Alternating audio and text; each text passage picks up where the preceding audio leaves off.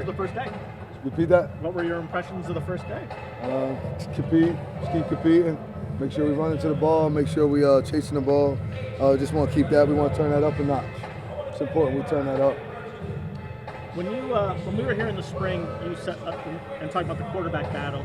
You said, "I want to pick quick." Can you tell them turn it down a little bit? Thank you. You said, like, I don't have time to be playing games for my team. I want to pick my quarterback quick.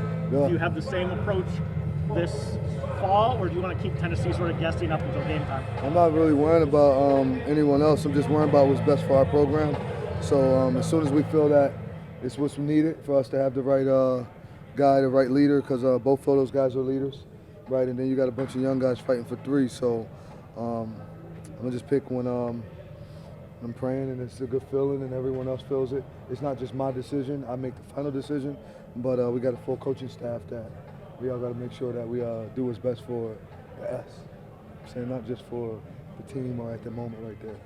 Do you sort of treat those guys as even and split up reps as evenly as possible? Is that sort of the approach to start? It might be 51-49. Like, we got to say Ricky ahead just because he was in it, right? He did it to spring with me, he was around. So I would say 51-49, 52-48. Something of that nature, but we got to watch the tape now. As the quarterbacks battle it out, what are the most important characteristics that you're looking for both on and off the field from them? It's leadership, doing everything right? How you do anything is how you do everything. Are they living Dart when they're not around us, right? Do they embody that? Is that their way of life? Are they teaching the young guys the same thing? And when I look at them, and as soon as I ask anybody, who do you think is who's a leader on the football team? Everybody just naturally says them, right? So for me, it's just for everybody. That's what I look at. That's what I'm looking for when it comes to a quarterback, right? You're just a natural leader. When you look at last year compared to this year, for yourself, have you looked back at, this is where I need to improve? Like, how do you feel you need to improve coming into this year? I think everybody's improved. I got to work on me, right? I think I need to work on just being a better leader. Being better when it comes to the situations, being better all week, right? Just being able to lock in and help everybody on the team, every coach on the team, athletic trainer. I just got to be able to help everybody so that way we can get everybody's best at all times. I feel like sometimes I was just not, I put certain things before other things, and I think everybody's important, right? Because when you don't think they're important, it's not about what you say, it's how you make them feel. So I just want to make sure that I make everybody feel comfortable to be coached hard, right? You can't just coach hard without making sure they're comfortable, and that's all about relationships, right? I got to keep building relationships with everybody on the team, and for me, that's more about the staff, not necessarily the players. I'm with the players all the time. I want to make sure I do that with the staff, so then they'll do a better job for the players, and it's a trickle-down effect, Going off that, you mentioned a couple weeks ago that you wanted to be a better listener. I heard you say that at ACC Media Day. How do you think that being a better listener could maybe help you build your relationships with your staff and maybe even win a couple extra games? You just know who people are, right? You understand a little bit more. I gotta listen. I mean, that's why me and my wife are still together, because I listen at the house, right? I do more listening than talking, right? So I have to make sure that I just being a better listener, you learn more, and then you can make better decisions. Right, and you'll be able to make those decisions during chaotic situations, because I understand I already kind of know what you're thinking, what you're about, because everyone has a voice, right? Your voice might not be the one used for that particular situation at the time, but everyone has a voice. So speak what you have, because you can learn from everybody on the staff. So I ask a lot of stuff from them all. That's up to me to be able to take, use, and apply that information, right? So it just helps you become a better decision maker, and they feel more comfortable coming to you. There's so many bright ideals that young guys don't want to say because they don't want to be turned away or pushed down and doing it, and I just don't want to be that guy when one of them could have been thinking that, but they didn't have the confidence or they didn't have the relationship with me to be able to say that, right? Or even say it to someone else, right? So everybody has a voice. We just might not use your piece at the moment, right? Your opinion may not count at that moment, but we want to hear what you have to say, so we can either rule it out or use it. Second year in a row that the preseason poll has you guys rather low, probably a little too low. What's the motivation behind? How are you using that for motivation this season? I mean, they're the experts, right? So I'm just gonna be able to just like focus on us, right? I'm just living daily, not really worrying about that. I've been fighting that my entire life. I became the head coach at Syracuse, right? So for me, that's just second nature. That's what I expect. But I used to say only God can judge me. That's not true while I'm on earth. Only his judgment may count, right? But while I'm doing this, they got a job to do, right? And they're just trying to go off of what they have, right?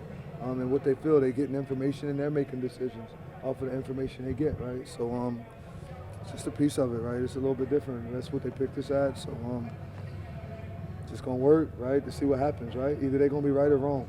That's the good thing about this thing in life. There is no like, well, it's a 50%, 70% chance. Either they right or they wrong. So it's one or the other, right? So we're just gonna work and focus on it. I saw the burn of the shoes yesterday. What does that symbolize? The past, like it symbolized, first off, that was a tradition that was done here, started from Coach Mack and his guys being able to come in. And when I heard about it, I just thought it was so cool. We got it a little bit different than theirs was. They did it at the end of the year before the bowl. For me, I want to make sure you get rid of last year. You get rid of all the little things that may be going on and just get a fresh start, right? You just get a fresh start. It's like going to see the Father at the church, right? I'm on the other side and I repent, I talk to him about all the things that happened, and now I get a fresh start, right? So for us, we get a fresh start and we're extremely thankful to have that and to be on the same mission all together, all positive. And today we had an opportunity of setting a standard that will rise daily. So we didn't want to think about the past or go through all that. It was just like, guys, this is a fresh start. We move forward. It's time for us to go. And then just to be able to have Kyle do it, right, meant a lot. He was here 44 years and retired, so we was able to carry him off and, give him a cake for retirement, like 40. He worked longer than I've been alive. So that was pretty cool to have that and to be able to do that with him. And I got to share a lot of conversations with him. I just asked him about everybody, like, how was this guy, how was that guy? He's like a walking encyclopedia of everything that happened at Syracuse. So it's pretty cool to have him and be able to do that with him. And he said he'll come every year. So it's pretty much a tradition for us that we had to bring back. Last year you had guys like a Kyle McCord, like a Justin Barron on defense, leaders. Mm-hmm. Have you seen guys kind of step into that role here early on? You said you relied on them last year a lot early on. Have you seen that this year so far? Yeah, I think Tank's doing a good job. Devin Grant, Deuce Chestnut. There's a lot of guys, and a lot of different guys lead in their own ways, right? Derek McDonald's a leader from the defensive side. On the offensive side, you got Gil doing it. Will Nixon, Willis, in his own way, is a good leader, actually. On the offensive line, Austin Collins came right in and stepped in and is leading. Spoon's trying to lead those guys. Jonte Cook's already starting to become a leader. Justice Ross is one that's finally letting it go and just saying, okay, I'm going to do what I need to do, because he's like, what I'm saying, he's certified, and we don't know what to say the other word, but he's certified goon, right? That's my guy. So when we get him to truly lead the way we need him to lead, we're going to be like really there. But there's so many guys that lead in different ways. Demetrius Sanders is a leader just for the freshman alone, just because of what he's doing both ways, right? So there's a lot of guys that lead. Deuce Chestnut. Everyone leads in their own way, and we want them to be them. But leadership is earned. You may lead today, but then you BS tomorrow. You're not a leader, right? Leaders do it consistently. Even when they're down, they're consistently leading. So it's a lot to have that. And we're just working on making sure this becomes a player-led team and not just the coach, right? Not just the coach team. So that's what we're working on. Fran, when you look at the offensive and defensive line, just what you can say about the trenches as we step into this 2025-26 They're working, they get tougher, but we're going to see when the pads come on, right? I like contact, so it's going to be about the pads. I know one thing, we're a lot bigger, so we just got to see, how that's going to go off of that. But I think it's going to be some competition going on up there. They're going to compete, I feel like we can. We're solidified too deep both ways. You got true freshmen competing to play. Byron Washington competing his butt off right now to play. Hoping that works for him. Matt Hahn, who's competing his butt off to get an opportunity to play. Those guys are intelligent young freshmen, big enough, and they got the mentality to go do it. So we're hoping that this mental capacity, the academics, and everything that goes with it right here, freshmen play, the academics, the money, the girls, just all of that could keep them focused. So if those guys, those two be able to do that. then they'll be good. We saw Delorier in a green jersey. What's he sort of working through? Repeat that? Antoine Delorier was in a green jersey today, non-contact. He'll be what's back in a couple days. We just wanted to slow him down for the things that he had with his hammy and all. But he'll be back. He's doing a good job. He was a guy that's run with the first and second group throughout the whole time. So, he's a good football player. He'll be back. It was just. Who else are you looking at center besides Collins? Josh Miller. Josh Miller's already stepped up and done a good job, right? He's already done a really good job at that. Matt Hahn's he can do everything, right? So Matt's a guy that could do it. Khalil Stewart. We got a couple guys, but we got to go play next week. Josh Miller and Austin Collins, right? Then you got the other guys that you want to be able to throw in, right? We've been doing a lot with it. Feel really good about Austin and Josh, though, man. Those dudes are competing their butt off. Austin's in front right now. They're doing a good job. I'm really proud of them. I'm proud of who Josh Miller's becoming as a man. He's came a long way, guys. He's another guy that's leading now, and now people say, okay, I'm gonna listen to him because he is doing what he's saying. I'm proud of him, man. His mom should be proud of him, and just know that his pop's looking down, watching him, and grandma, y'all grandson and your son is doing an amazing job. Coach, follow up on the quarterbacks. Let's give it up. You get a lot of questions. Coach, after impressive first season, you're coming in now with a really tough schedule. Some say that one of the toughest in college football. How do you temper those expectations, or do you feel pressured? I'm just focused on practice. We got to play no matter who it is, so we're going to put 11 out. They're going to have 11. We just got to compete, right, when it's time. But I just focus on practice. I always talked about trying to get ready for when that comes. If I don't focus now and we worry about the schedule and the season, that's just so much more to life than just worrying about an event that you can't be a part of now. So I just try to dominate everything in front of me. Mental toughness is to be where your feet are. So we're just going to be right here. You mentioned a couple of questions ago, and that was a great question, by the way, from you, about leaving the past in the past. But I've also heard you say quite a few times that a few plays changed last season. You talk about Stanford and those losses. So how do you balance, or I guess, do you find value in still remembering some of those moments, or are you truly leaving that in the past now and moving on to the next season? I mean, you live in the past, but you learn from mistakes and different things that happen. So you don't want to forget those, right? I'll never forget where I grew up at. That's ingrained in me. That's a part of me, right? So I'll never forget how I lost this game that time. Or I'll never forget how that happened. So I keep constantly teaching and reminding, right? And sometimes it's a little piece of hey, yo, we already seen how this go down that road. Let's not even fall down that path, right? Let's not do that. Let's stay on track and be where we need to be at. So I'm not necessarily talking about that exact play, but it's just, we already went through that. We passed that. We can't go backwards, right? Because when you do that, now you're going backwards. I want to keep going forward. So, let's not let that creep up on us. Coach Williams had put out a unit of Nikhil, Zach, Austin. Yeah, I don't really know who's starting and who doing what. I was going to ask if they were starting. What's up?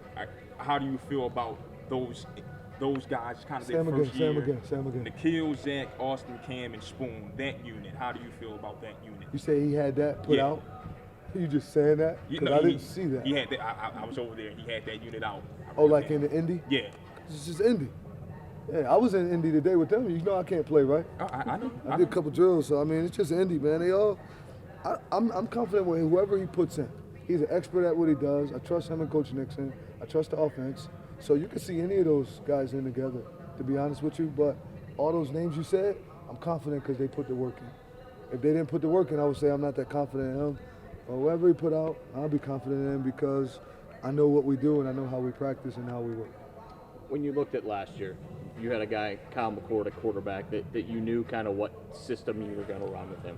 Yeah. With two guys, does that change the preparation with, only a month, or how do you kind of separate that?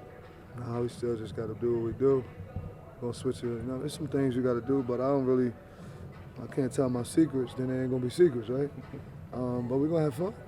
We're going to compete. We're going to do what they can do best to help our offense be able to score points.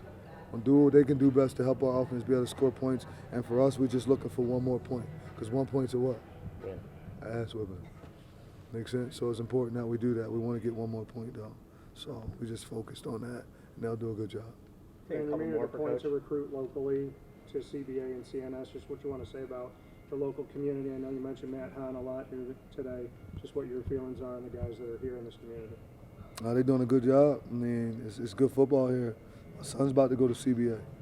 I like it over there a lot. I got a chance to watch the modified team. I think it's just called modified. Got a chance to watch what they do with them, and I can see why these kids are so right. Like Darren Williams is running with 2 and 3s, right? Dante is getting in already because of what they do in high school, right? And Cartier, you see how big he is and the things that he's doing. I think their coach does a good job. He's a little further behind because of when he came a little bit later than them, but I mean, it's good football here. It's my backyard, so we want to get everybody from our backyard, right? You're from here and you're a good football player, we want you to be here. If you are a good football player and it's not meant for you to come here right away, go where you're going to go, then we're going to get you back home, right? Just how it's going to go. But you will finish out being here at Cuse, getting a degree, being successful, and just being a successful man, getting closer You're to what the goal is. sorry. You're well known for Jersey, right? Saw Kyle when he was in middle school or elementary school play quarterback. When did you sort of first see Steve, and like, what do you remember from maybe the first time you saw him play? I remember him when I was at Rutgers, but he didn't answer the phone. He was acting funny, and I reminded him of that. I said, your punk ass ain't picked the phone up when I was calling you at the other spot. He talked to me one time, and then he never picked up again. But it's the game. I remember him getting the opportunity to go to Notre Dame, and it was really good for our state, for the state of New Jersey. Him having the opportunity of going to do that, go to a prestigious school, being able to do it. So that was a good deal, right? I remember the governor even tweeted something about it when he ended up going there. So that was a good deal for the state, and it was good for him and his family. I just thought he was a good kid. He led that team over there at Bergen, and they did a good job. Their head football coach is a friend of mine, and he's also our quarterback coach's brother. But he's a good friend of mine, and his staff too. I like those guys. I like what they do. So just knowing where he came from a ball. But it was about 11th grade as I first got the opportunity to know who he was. I think in the spring you guys are working through some eligibility stuff with Jackson Kennedy. How did that turn out? Like, what was the ruling going there? He's already in the work world. He was able to get a degree. It didn't work out the way we wanted it to work out, but we set him up with some right people and different kids' fathers on our team. I think Ike's father got with him, and we set him up. So it's Syracuse 60 went to play right away. So that was able to help with Jackson and set him up. Man, he's a great kid. Wish him the best.